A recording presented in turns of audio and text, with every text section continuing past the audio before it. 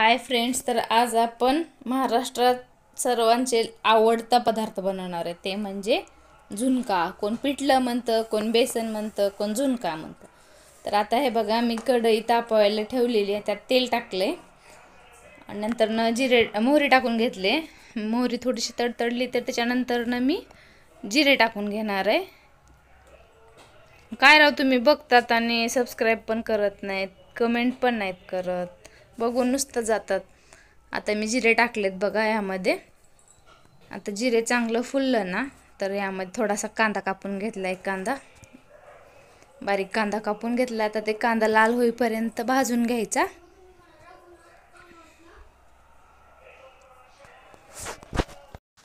कांदा लालसर भाजून घेतल्याच्या नंतर ना आपण कमी साहित्यामध्ये झटपट होणारं बेसन आहे बघा. हे जास्त वेळ लागत नाही याला. घरामध्ये समजा भाजीला काय नसेल ना, तर आपण झटकीपट करू शकतो. आणि हे गरम गरम भाकरीसोबत, चपातीसोबत किंवा आमच्यात तर भातासोबत पण खातात. माझ्या मिस्टरांना भातासोबत असं जरासं पातळ केलं ना तर खूप आवडतं. आवडता पदार्थ आहे आमच्या घरामध्ये पिठलं म्हणजे. आता हे बघा, कांदा जरासा लाल होत आला, त्यामध्ये मी थोडीशी मिरची कापून घेतली बारीक बारीक. तुम्ही वाटून पण घेऊ शकता. हे बघा, असं बारीक कापून घेतले मी. त्याचा फ्लेवरच वेगळा येतो कापून घेतलेल्या मिरच्यांचा, त्याच्यामुळं मी कापूनच घेतलेली. आता मस्तपैकी लालसर कलर येऊ द्यायचा बघा. मस्त तळून घ्यायचं तेलामध्ये सगळं अशा पद्धतीने. नंतर मी बारीक बारीक लसूण कापून घेतलाय.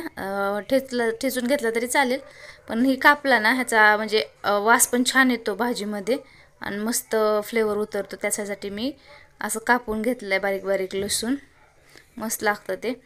आता हे लालसर भाजलं ना सगळं व्यवस्थित, तर ह्यामध्ये कढीपत्ता टाकलाय थोडासा.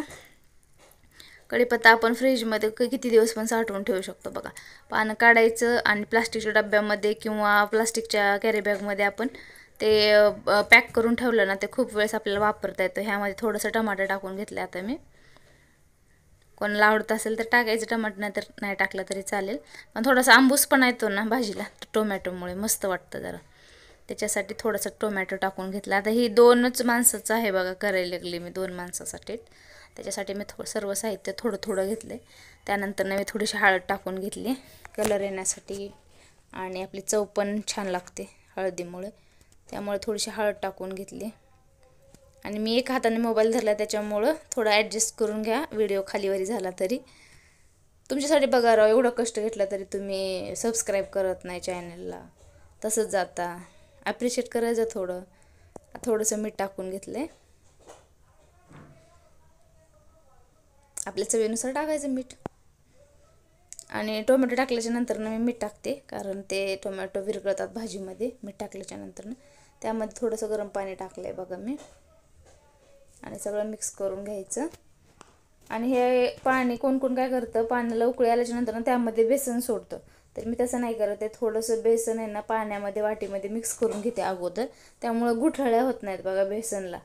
म्हणून मी आहे ना थोडंसं पाण्यामध्ये बेसन वाटीमध्ये मिक्स करून घेतले आणि थोडंसं पाणी टाकले त्यामध्ये. आणि पाणी उकळल्याच्या नंतर मी बेसन टाकून घेतले त्यामध्ये. आणि आता मिक्स करून घ्यायचं. अजिबात एकही गुठळी तुम्हाला दिसणार नाही बघा, एकही गुठळी नाही होत असं.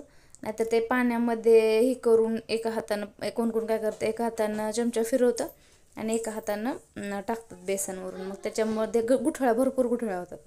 त्याच्यासाठी मग आता नंतर मी जरासं शिजत आलं ना थोडंसं, तर ओवा आपल्या हातावर थोडासा क्रश करून ओवा टाकलाय. कोणाकोणाला बेसनाने खूप प्रॉब्लेम्स होतात, पोट वगैरे दुखतं ना हरभऱ्याचं. आणि हे आमच्या घरी दळलेलं आहे, त्याच्यामुळं म्हणजे घरच्या डाळीचं बेसन आहे, त्याच्यामुळं हे असं आहे बघा. आता थोडंसं आपलं पिठलं शिजत आलेलं आहे. तर आता इथे बघा मी ताट सर्व केलेलं आहे. त्यामध्ये काकडी, थोडंसं लोणचं, आपलं बेसन, चपाती आणि श्रीखंड. कुछ मीठा हो जाए इसीलिए श्रीखंड. तर कसं वाटला तुम्हाला व्हिडिओ नक्की कळवा.